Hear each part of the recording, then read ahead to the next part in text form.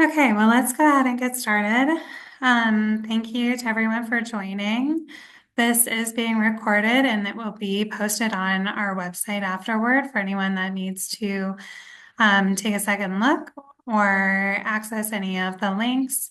Everything will be on the IIDA Ohio Kentucky Design Awards event website. We're going to start off with just some quick intros. So, I am Kate Schneider. I'm the VP of Special Events for the chapter. We also have Sammy speaking, our chapter president, Rain Deering from Columbus, Special Events Chair, and Katie Hauser from Toledo, Special Events Chair. And just like anyone knows, when you're working on an IIDA event, especially something as big as Chapter Design Awards, it takes a village. So this is our entire committee, over 20 people participating and helping this entire event come together. And we're so thankful for all of those folks for participating and helping make this whole event come together in a beautiful way. So with that, I will kick it over to Sammy, and Sammy's going to talk a little bit about advocacy. Thank you so much, Kate. I will start us off with giving you all a quick advocacy update. Kristen Stubbs, our VP of Advocacy, wasn't able to join us today, but we are super excited about where we're at with our momentum on an advocacy front. In recent years, our chapter has been working to pursue reasonable regulation for the profession of interior design in Ohio, and this year we're working to introduce a bill to bring a Title Act with permitting privileges to the state of Ohio. We're hoping to share more information with you very soon. In the meantime, though, if you are interested in helping us with this effort in Ohio, please join our legislation subcommittee by scanning the QR code on the left. If you're joining this committee, you can help us make a meaningful impact as well as stay informed on our legislation process and help elevate the profession as a whole. The kickoff meeting is planned for next Thursday at noon if you're able to join. Like I said, if you scan that QR code, you should be able to sign up and we will get you added to those future events. If you have any questions, though, please feel free to reach out to our VP of Advocacy, Kristen Stubbs. Her email is also listed down below the QR code. Great. And then the other thing I'd like to mention while we're all here is our member enrichment fund. This is a fund every year that we open to our members to apply for funding and grants for a variety of educational and professional development opportunities. This can be anything from a conference across the country to something local that will help move your professional development forward as an interior designer rep, etc. in our chapter. So those applications are opening very soon. We will announce those winners at our chapter design awards in September. The other thing that we'd like to note on this slide is the Design Futurist program. This comes from IIDA HQ. You can find it on iida.org. But our very own Mark Bryan from the Columbus City Center and our chapter is now the IIDA, oh my gosh, I'm forgetting his name, his official title, but he's on the staff there and this is his program. And there are quite a few folks in our chapter that have participated, and it's a great opportunity to expand your professional development and what it means to be an interior designer and a future thinking professional. So please take a second to look at that information, and I will turn it back over to Kate.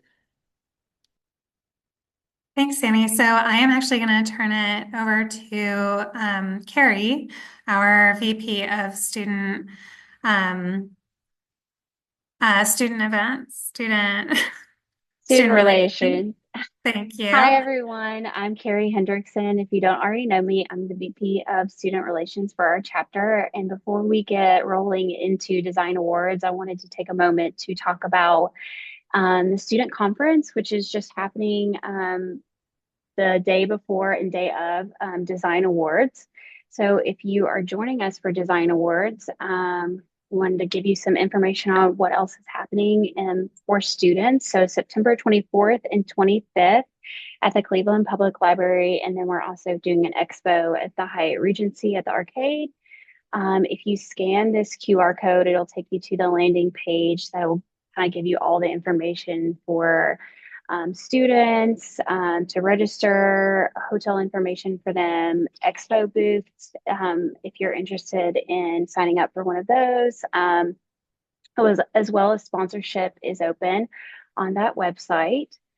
And then on the next slide, if you are going to be in town and you are a professional, on this QR code, we are asking, if you'd like to be involved for things like portfolio reviews or be on a charrette jury, or would like an expo booth or be part of Thursday evening socials, or just want to be a general volunteer to help students guide them from different breakout sessions to the expo, just kind of help them where they need to be. You can sign this QR code or scan this QR code, sign up, and pick a day, one day or both days or evening. And if you have any general information, you can reach out to me, but we'd love to see you there. And I know we've already had quite a few students sign up, so we're super excited about this event. And then I will go ahead and just thank all of our chapter benefactors.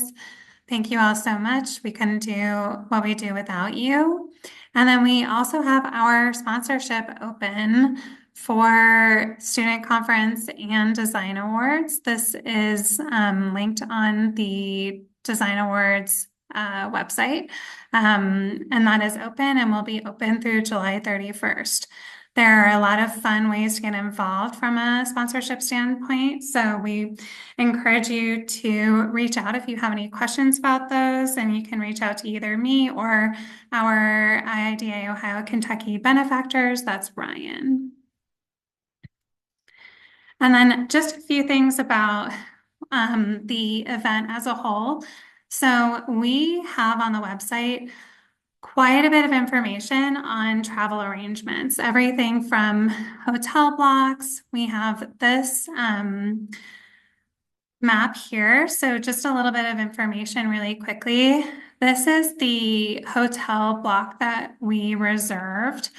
The actual Design Awards event is at the Cleveland Museum of Natural History.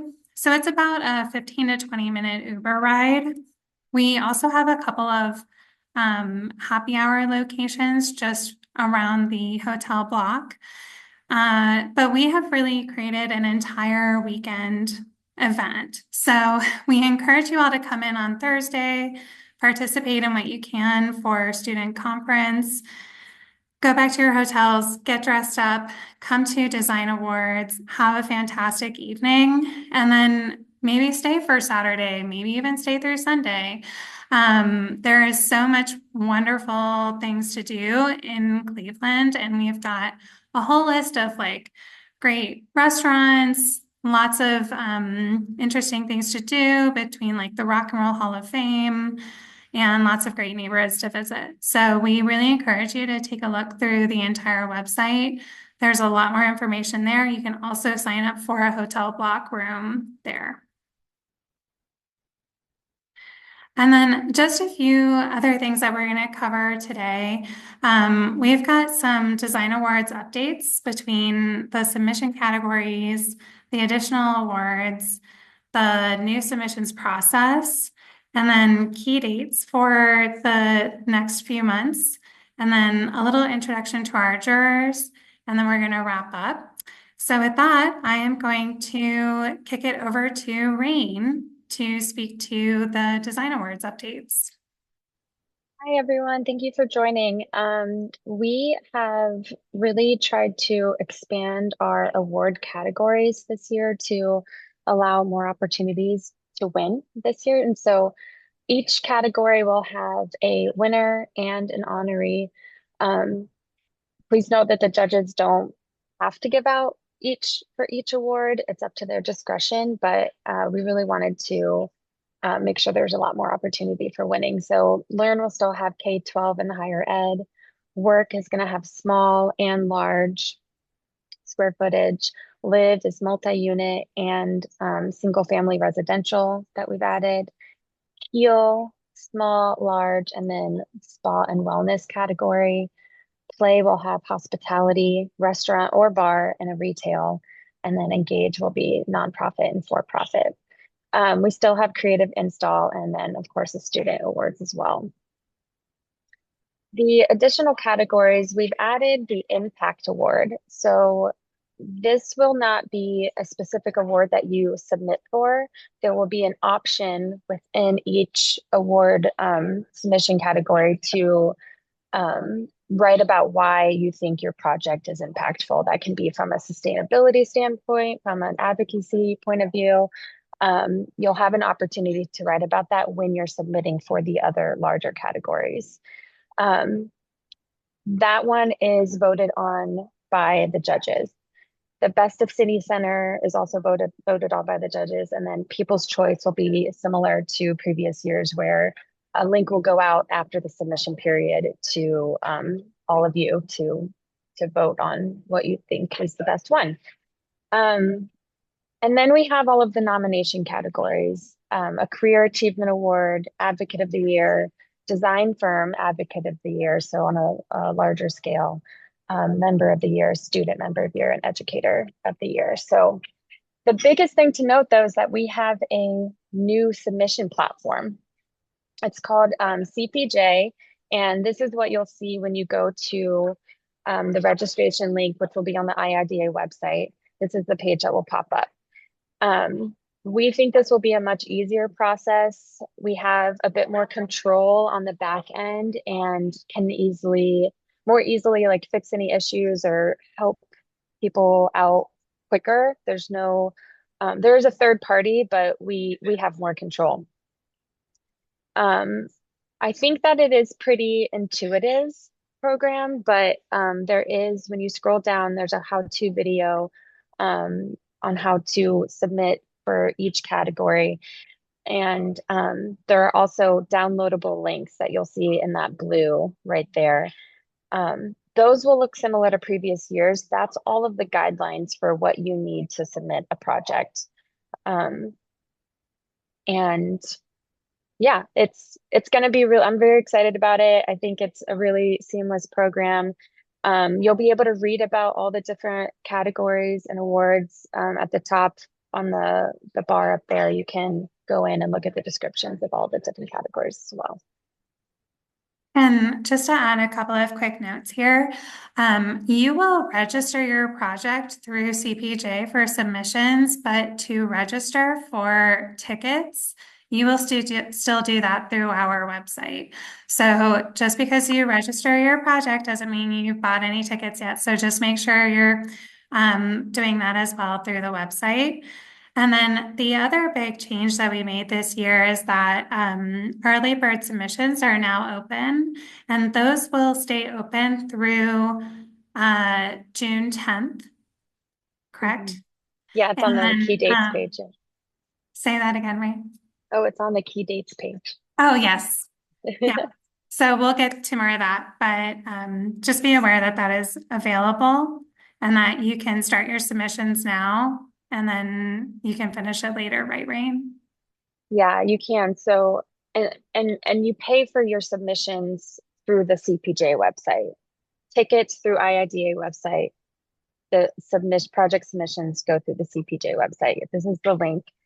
The early bird is open until June 10th, but you have until June 24th. So if you want to start your project and start submitting it and like add renderings or add floor plans just like over the course of the period, you can go back in, it saves. Even if you've submitted it already, you can go in and change some things. So lots of opportunity for that. Yeah, it's already open. It opened at noon, so you can go in right after this call. For the next 3 weeks, the cost is a little bit lower, and then that will raise on June 10th. ticket sales in July, and then everything closes by July 24th for the regular submissions. And then we'll make sure to get a link out to everyone for the People's Choice Award by August 3rd. I think that's it. I think I had one more, but I forget. So, oh, Kate and I are super available if there's any questions. We've become really familiar with the submission process. I know it's new, so it can always be a little bit clunky, but we think it's going to be easier. Yeah, it's going to be great. And then we are going to kick it over to Katie, and I'm actually going to stop sharing my screen so that she can share. So just give us 1 minute while we switch screens.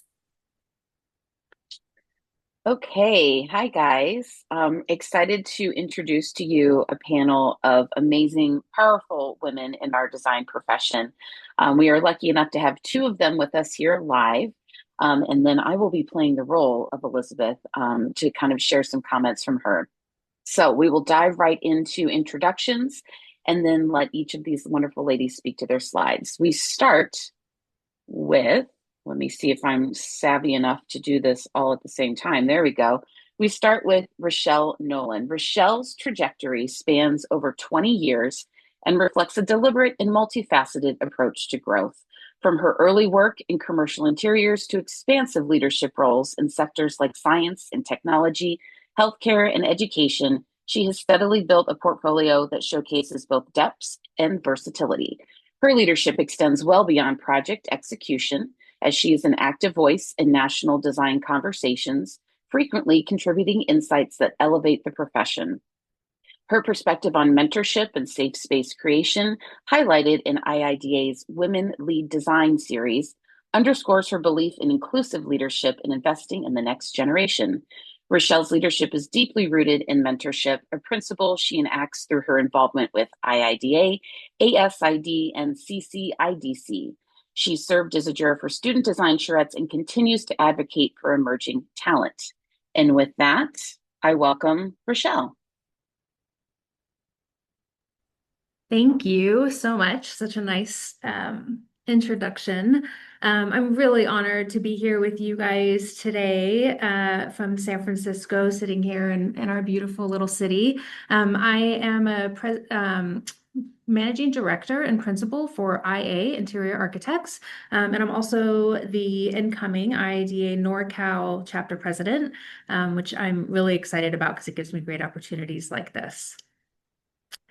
So a little bit about me. I hail from Akron, Ohio, made by these 2 crazy hippies in 1976, coming up on my 50th year this August, and it was their 50th anniversary last August. Tight timelines there, do the math.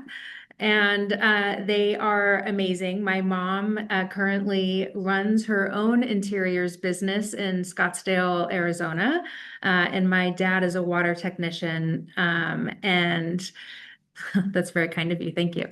And Scottsdale as well. And so shout out to Akron City Center. That's where I'm from, where I was born and where I still have some family today.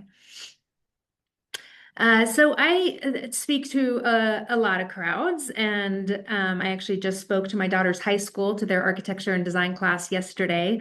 And I'm constantly telling people to find their path by finding their power.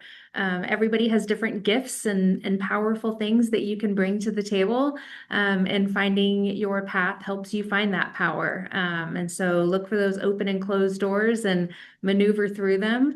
I'm going to talk a little bit today about the inspired little things that I like to do that give me inspiration for projects or for leadership or just my family or getting through the day. So find little moments that inspire you. One, I have an amazing daughter who turns 18 and is about to fly the coop in August to go to school in Flagstaff, Arizona for criminal justice. So that's a little picture of her and our little pictures to the right. Me pregnant with her, dancing in the rain. I love the rain. I love, love, love the rain. I think that it is a beautiful thing that happens in our world, and I'm always inspired by it. I love my motorcycle. I love fashion. I love laughter with my friends. I love hiking with my dog. My commute is one of the most beautiful commutes, I think, in the world. It is through the San Francisco Bay, through the Golden Gate Bridge, watching the sunrise and sunset, well, sunset in the winter, through that commute. And it gives me constant inspiration for our community here. So my path, back when Y2K was a thing, some of you may know that, I was living in Japan. I was there for about 3 years. I was working, I was going to school, I was getting my Japanese studies degree. I was working for the DoD for design and construction services. I was traveling all over the country, modeling wedding dresses, which I didn't know was a thing that existed, but it was super fun. And I really fell in love with the country, and it's inspired a lot of what I do today. So then in the early aughts in San Francisco, I went from Japan to San Francisco, went back to school for my architecture degree that I got at the Academy of Art University, which is a private university here, and jumped straight into work from there. I was an intern my first year of college, and all through college, I bartended at a million places. I traveled all over the world, and I worked my ass off. And then the big boom, 2010, 2023, it was just work, work, work, work, work. I bounced back and forth between San Francisco and Portland, and then back to San Francisco for the company that I work for, IA, opening offices for them, starting studios, getting them up and running and going, and then turning it over. So I am now back in San Francisco, a city that I love and that has my heart, and hoping to grow our place here. I'll get into why that stops in 23 in a little bit. Obviously, we're in 2026, but I took a little break.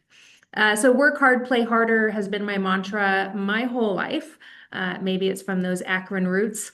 I have worked very, very hard on projects that are anything from 5,000 square feet to 5 million square feet. I love campus planning and everything that's involved in it. This is Samsung's headquarters here in Silicon Valley that I did with a different company that I was with about 10 years ago, 15 years ago. It's a beautiful project that many get inspired by to this day, and we're now renovating it and adding new things to it as well. I've done campus planning for Google, for Samsung, for LinkedIn, for healthcare entities like Kaiser, Sutter, and it's a part of design that really speaks to my heart, and I love the entire huge, big process of it. Something that I also really enjoy doing is journey mapping. So we all, know that each of the projects that we do, there's a different stakeholder, a different user, and a different human that experiences the design in very different ways. And that depends on how they start their day, what happens in their day, and what's happening at the end of their day. And so journey mapping for humans throughout spaces and what those different experiences are is really, really special and important to me, because I definitely handle design from a human aspect. I love design, and I think design is very important, but it is not above the importance of the human and the human experience, and how we influence each other throughout our day. So designing from the inside out, this is how we experience spaces from the inside. We are not birds that fly over buildings. I love core and shell design. It's a lot of fun, but my heart is really designing from the inside out. We do a lot of work that starts from the interior planning of a process, understanding where those cores need to be, how big they need to be, where the columns need to be, how big they need to be, how high the building is, and then all of a sudden how that then influences the experience within the space, what programs you can get in there, and how you can design it in the most efficient way that feels the best, navigating it from the inside, from the outside, and for every human that travels between the two. This is another Google project. The other one was a Google project too.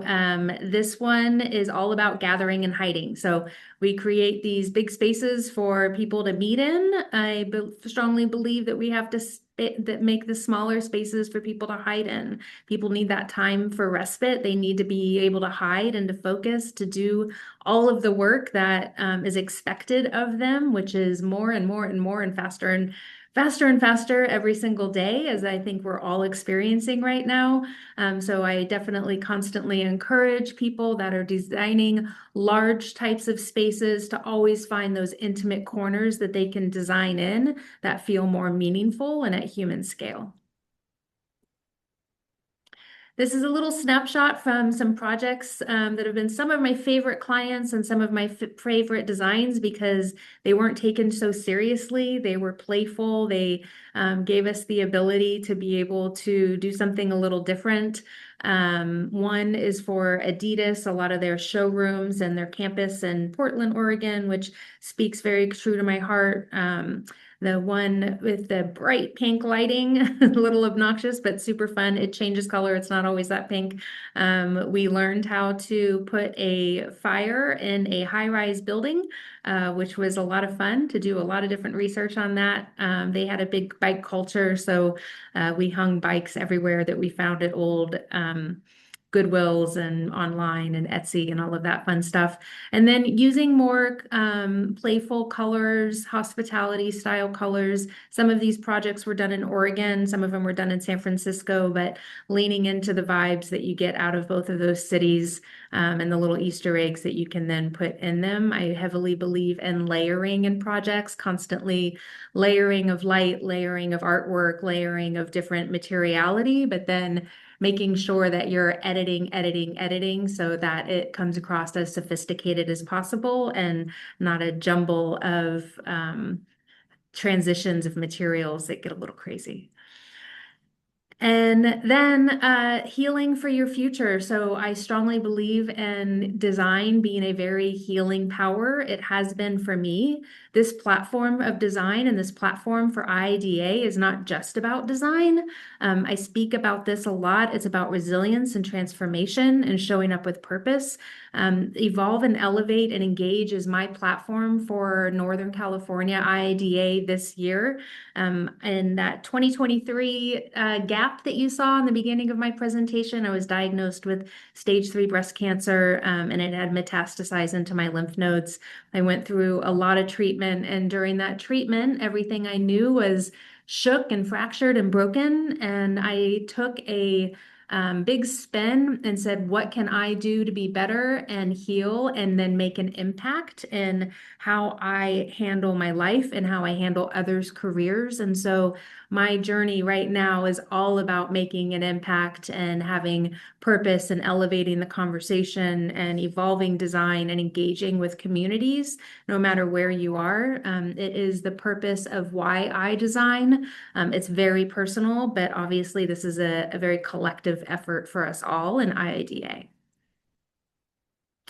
So remember, the future is now. It's happening faster than you can snap your fingers. And as you go forth and start to submit all of your submissions for this, remember, make an impact, use your voice, and don't be afraid to be your true self. Thank you for inviting me to be a part of this really, really special award season. I'm honored and I can't wait to see everything that you guys have to do. Thank you so much, Rochelle, for sharing. We really appreciate that. Love the energy, love the message, love everything about it. So thank you so much. Got it. Okay, next, our second powerful, amazing woman who is not here with us today is Elizabeth Mejia. Elizabeth Mejia is an award-winning designer and office design leader in HKS, New York, where she leads strategy and growth for the interior studio. Shaped by a singular belief, the most powerful spaces are the ones that make people feel something, is a driving principle in all of her work. Elizabeth's design philosophy is rooted in empathy as a discipline. She embeds herself in her clients' worlds, and that conviction is deeply personal. Living with hearing loss herself, she is attuned to the ways that spaces speak or can fail to speak and to the full range of human experience, making her a more precise, more compassionate designer for it. She's been recognized as ASID's 2024 Ones to Watch, a recipient of the 2023 IIDA New York Ellen Cushman Award for Outstanding Leadership, and the 2025 Ringling College of Art and Design Alumni Honoree for Interior Design. Elizabeth's leadership is defined by both excellence and generosity. She is currently serving as president of IIDA New York chapter for 2025 to 2026 and is a faculty member in the MPS Healthcare Design Program at New York State Interior Design. She's obviously a very busy woman, as all of our jurors are. So again, imagine now me playing the role of Elizabeth. She was so kind to provide some slides that I think really expand upon just a typical bio that we're all used to hearing. So I think it's worth just taking a few moments to pay attention and kind of learn who Elizabeth is a little bit more. She also provided me some dialogue, so I was able to listen to her voice and kind of pluck out the things that seem really worth speaking to here. And she was very passionate in sharing that she's always felt herself to be a bit of a dreamer and always really relished getting a little lost in the new world of her daydreams, both as a child and still in practicing design and kind of imagining what is new and what's to come. She really is a strong learner, committed to always finding something that can be plucked out and learned, whether personally or professionally, and how can she apply that and become a better woman because of it. And also, she speaks really strongly in the latter portion of her slides here about being an artist. She was an artist of a different kind as a child, and we'll speak to that a little bit more, but also obviously an artist now in practice by way of interiors. So she too shared a little bit of background about who she was as a child and how she came to be in New York City. She was born in Florida, so a beach town girl at heart, and definitely relished that more laid back environment that living in a beach town afforded her in Florida. She still has very strong family roots and spoke very affectionately of her mom and her grandma, that I believe she refers to as Bama, which I just thought was super cute. But it didn't stop there. She didn't just relish in being a beach town kind of gal. She took a trip to New York City at 11 years old, and it clearly lit a fire in her belly to get back to that big city in some way. As a child, she didn't necessarily envision that being as an interior designer, but probably as a ballet dancer. But fast forwarding a little bit ahead, she enrolled in a master's program at the New York School of Interior Design with a focus in healthcare design, actually. And that is what finally brought Elizabeth back to New York City 12 years ago. And today it is still home for her. She relishes having truly unique and new experiences each and every day, thrives being surrounded by such vibrant and diverse cultures, and really drives this as part of her inspiration in her work each and every day. I love that she spoke so passionately about being a ballerina as a child, and really thought it was interesting the parallels that she was able to pull from her training in ballet to her work as an interior designer. Specifically, really kind of understanding that growing up in ballet, this art form really shaped her perspective of storytelling and the different ways that we need to illustrate the importance of movement, not just on a stage, but throughout a space in this case, and being able to relay a story and really portray your feelings to an audience with how you move about in a space. When she shifted from ballet to an interior design, Elizabeth routinely sees the parallel, though, from her experience as a dancer and how she immerses herself in the space, making sure to be aware of how a space will feel, building really strong spatial awareness amongst the occupants of that space, and then setting the appropriate tone for each space typology as well, because as designers, we're always telling stories of some kind. She also was kind enough to provide a few project highlights that really resonate with her. The first of which was her very own office, the HKS New York City office redesign. And I think we all understand that we are all our own worst clients. And I chuckled at that was also her experience as well. Also, recognizing it just adds another layer of complexity when you're designing for your colleagues. They know where to find you and they know how to give you feedback. They really were cognizant of not wanting this space to feel like just a copy paste of New York City, but did really want to pay homage to the energy and the vibrancy that that city brings, while still really playing back to one of her driving principles in design, which is empathetic design and understanding how different people really flourish in different types of spaces. It spoke to me too that they really cite their office space as a living lab that shows off what worked well in their design process, as well as maybe what did not work as well and what they would have done differently. The phrase that really summed this up and really resonated with me that she used was that design is never static. There's always takeaways that we can have from ways that we've done it and ways that we can improve and get to that next iteration, all the better for it. The second project that she shared was a women's health center. And it was very clear from even the change in her tone of voice that this project held a really special place in her heart. And it pulled a lot of inspiration truly from her dance experience. This space focused on how the energy flowed throughout the space. So just as you would through a performance, they really wanted there to be moments of respite and of breath, as well as provide purposeful transition through the areas of more compression, and then ultimately arriving in areas of more release as well.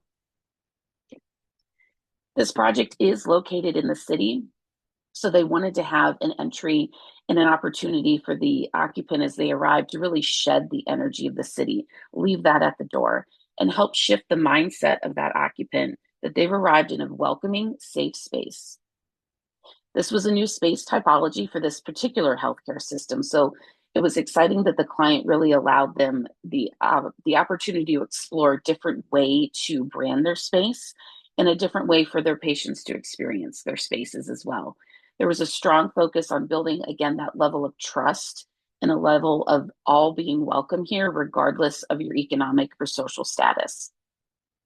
And the best phrase I think she used to summarize kind of their overall thought process here is that this, although a healthcare space, also felt like a hospitality project for them, because the opinion of this is that hospitality is a design, more of an action. So I'll say that again as I stumbled over my words.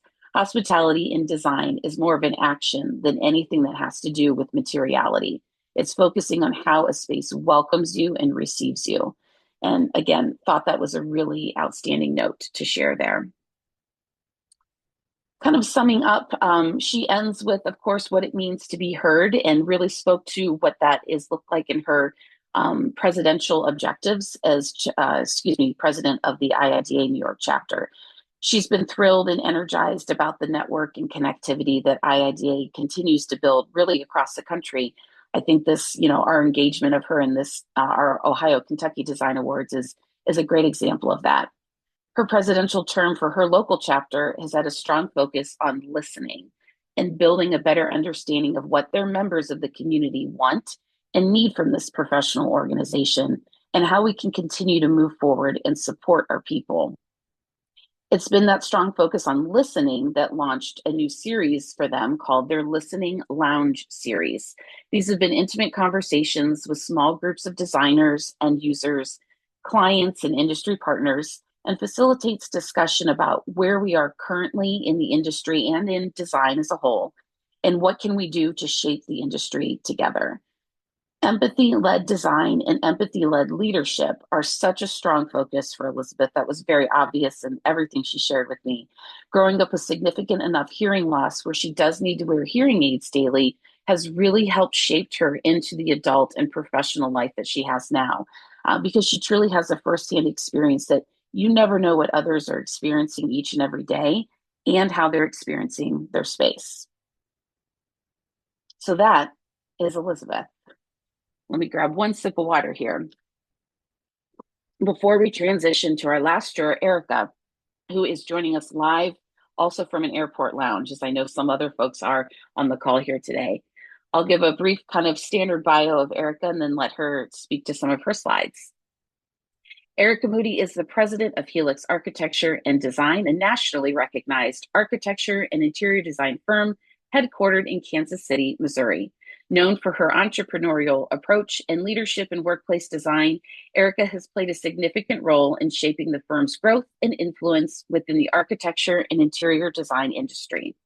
In 2021, she was named president of Helix, and under her leadership, the firm has since expanded its local and national presence and become a majority women-owned firm. So claps and snaps for that.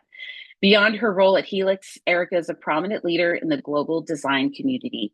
In June 2024, she was inaugurated as the IIDA International Board President, becoming an even stronger advocate for interior design and its invaluable role in shaping environments that inspire occupants and promote their well-being. Erica currently serves as the immediate past president on IIDA's 2025-2026 International Board of Directors. And with that, Erica, I kick it over to you. Thank you, Katie.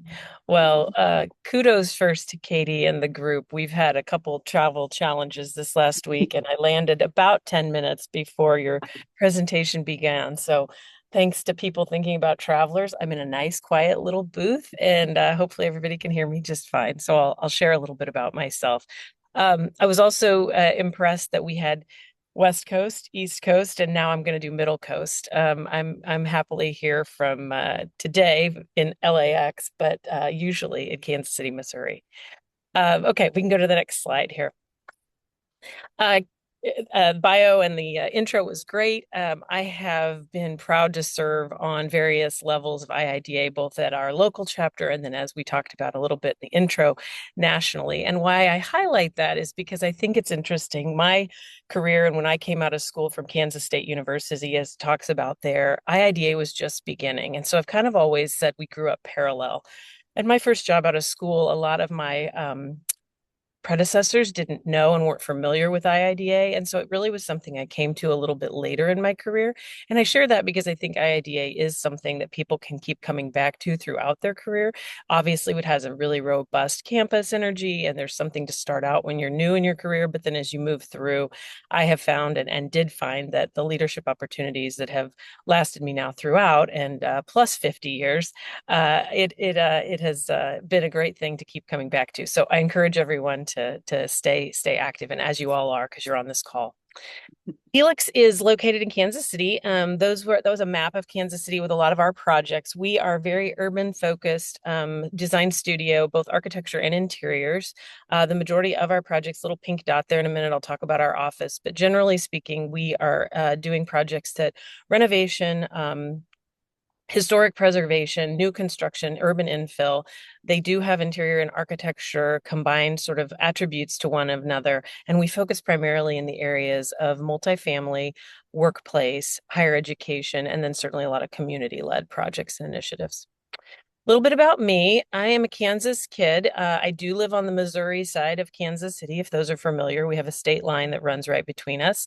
I am a proud daughter, sister, mother, and aunt to that crazy crew on the left, and they all live within 30 minutes or so. Although my two children, that the lower photo there, my daughter's in Chicago, and my son is down in Florida finishing up his degree. Definitely highlights of my life, and it's been amazing to be their mother. Still am their mother, but to be their parent and now get to see them into adulthood. And I included my three best buds up at the top. We actually all became friends as sequential IIDA Mid-America presidents. And so I think that's another attribute of IIDA, certainly the community that it gives you, and they will now forever and be in my life from now on. Go on to the next slide. We talked a little bit about the entrepreneurial spirit and sort of where my journey began. So I graduated Kansas State, came to Kansas City, was with a practice that was a smaller practice, 30 people or so. They saw incredible growth. And if anyone knows about sports architecture in the world, Kansas City is sort of the hub for that. We merged with a sports practice in the early 2000s. And I became a shareholder there. That firm went on to become about a 200-person firm and is now HOK. Before it became HOK, before it was purchased again and acquired, I broke off and started my own practice. Had my own practice for several years, doing mostly corporate workplace, doing mostly projects like you see at the top left. That is the H&R Block Center in Kansas City, Missouri. That was really my sort of expertise, and had done that for almost 20 years of my career. I had not done sports, and so that was kind of a good time for me to start out and branch out on my own. I now have the two partners you see there on the right, Doug and Alyssa Alyssa. The three of us make a great triangular sort of leadership structure. Alyssa is our director of interiors, Doug is our director of architecture, and all the corporate functions roll up through my role. The project on the lower quadrant there, the lower third, is one that I highlight because it is so indicative of all that we do. This was a very special project to our city. It is Synergy Services. It is a children's shelter, and the home, the existing home, was given as a gift to the organization, and the only requirement was that if they developed or did anything, it needed to stay in the hands of a nonprofit. I worked and had been on their board for a number of years on a previous project with them, and we came up with a concept that I think just dramatically changed the way children were seeing, and the children were seen, certainly, but also the way that they felt when they arrived. It to me speaks a lot to what both the two jurors that I will be judges that I will be jurying with said earlier. It's the power of design. It's thinking about the person. It's being conscientious of how that, in this case, little person arrived and hadn't really done anything wrong, and sometimes was greeted with very institutional and sort of regimented procedures, and it really didn't need to be like that. And so embracing the thought that it could be almost like coming or arriving to a camp-like setting, or certainly a home, gave it a completely different understanding of how that little person was going to be greeted and be received there. So special project to me. Also an IIDA award winner. We talked a lot about IIDA. This is the group that I served with as I was incoming president. Great friends. I know you know many of them. I know we all look up to our leadership with Cheryl. She's become a friend and has certainly was always a mentor and will continue to be. I highly recommend, again, the leadership opportunities that this has given us. Under our time, or my time on the board of directors, we've been able to launch Design Your World. We've been able to think more clearly about where a membership organization participates in our world today. We safely and carefully made it through COVID. We've had a lot of great achievements. I'm proud of these folks that I work with, and they're fantastic individuals all across the world. This is Helix. I mentioned we are in the Crossroads Arts District of Kansas City. We took a building that was part of Film Row. Film Row is, there are not that many buildings, but now being here in LA, it's kind of fun to think about when films were moved across our country back in the early 20s and 30s, they would often stop in these houses. So we reside in the MGM Grand building. We did the renovation and the addition. And then if you go to the next slide, our interior space is very much a studio of an open nature, collaborative, a lot of pinup, a lot of areas for us to think about the work that we're doing, and really come together and focus on our clients. Watch my time here. Couple other projects just to highlight. The next two both happen to be construction companies, Kansas City. I chose these two projects. I think it's always a great compliment when your peers choose to work with you. McCowan Gordon had a very nondescript building that we stripped the exterior skin from, expanded that second level, basically cantilevering out over the street, and added that third floor terrace. And I use that as a description or as an example of a project that Helix would be very much a part of, that continued push-pull between inside and out. We talked about that a little earlier, but the thought being that the program that the second floor needed more space drove that move to cantilever the space, that third floor space was an area they identified they'd never had before, and that extra square footage was added, all while thinking about the building and what parts of the building were still there to be able to be reused, to be in a sustainable way repurposed. And so a beautiful new project. I think the second slide shows an interior shot of the open connecting stair. Really breathed, new life into a project. And I would highlight just for a minute here, as you're doing your submissions, I'm actually here in LA for the Caliber Awards. I finished their review in January. And I would say that the project description piece is incredibly important. It's the first time we're being introduced to your project. We know there's a lot of writing tools out there. We know there's a lot of things that can be helped and used to sort of add levels of adjective, if you will, but really to understand the core concept and what was achieved in the project. I love a great story of something that happened, wasn't unexpected, good or bad, maybe something that was worked through. I think those things are really important. So just for our sake, when we're reading them, it's really nice if they all take on a little bit of a unique write up. The second project I worked on ground up. This is a new construction 15 years ago. And the fun part about J. Dunn's building, this is J. Dunn Construction, was that they called 15 years later and said, okay, I think we need to maybe do a little bit of paint and carpet renovation. And so you know how that goes. That's just like any home remodel. You go in and millions of dollars in 18 months of construction later, we touched everything from top to bottom. The second slide shows you renovation again of their lobby area. And they were really able to capture spaces, work cafes, make more room for associates as they'd been growing, and really rethink the building for the next 15 years. So again, a great story in how transformative new architecture can also have a life well beyond what was initially in thought of, and really the power of interior design in this case, making them set up for the next, like I said, the next generation of their leaders in their company. And I think I'm there. Yeah. So we've all seen this before. I think it summarizes a great sentiment about design. And I really appreciate you asking me to judge. I'm looking so forward to seeing your work. I'm glad I could make it in person today. So thanks for being patient and making this happen. Thank you again, Erica, so much for rolling with the punches and being flexible. For those of us who have volunteered for years, we were saying it wouldn't be an IIDA event if we weren't kind of scrambling up until the last minute to make sure that Exactly. everything goes Fair enough. smoothly. So thank you so much for sharing that. I too just thought, it was so amazing that you ended on the mantra slide, or excuse me, the manifesto slide, because so many of the words highlighted are exactly the words that each of our jurors used repeatedly in their comments. So again, nice to know that maybe, especially in the world we live in, we're maybe more united than we realize, because I think we're all kind of working towards the same objective for our clients and our projects. So that ends the juror portion of our event, and I kick it back to you, Kate. Thank you. Thank you to our jurors. Thank you, Rochelle. Thank you, Erica. It was so nice to hear from both of you.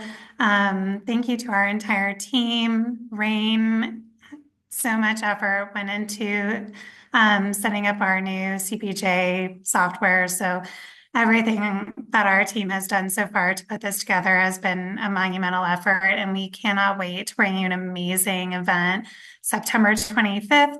Keep it on your calendars.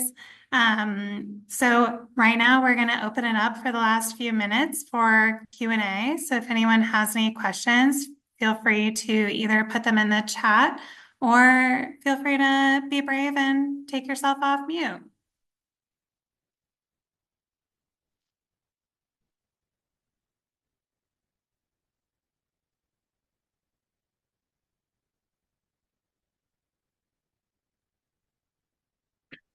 No news is good news too, right? I guess Yeah. maybe we were very thorough in everything we covered.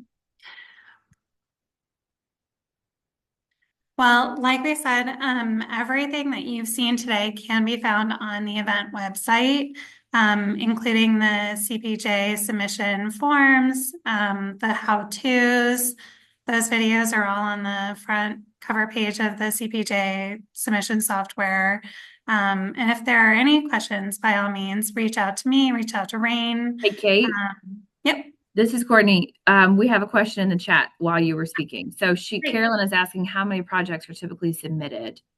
So we are anticipating that we will have about 120 projects submitted this year.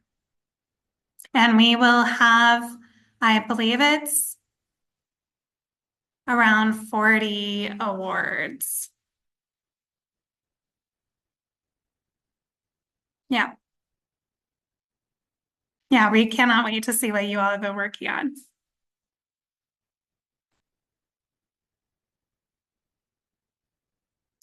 And we, something else fun to just share with the group in the last couple of minutes is that we have our IIDA chapter leadership summit every like quarterly, and there's like a regional summit.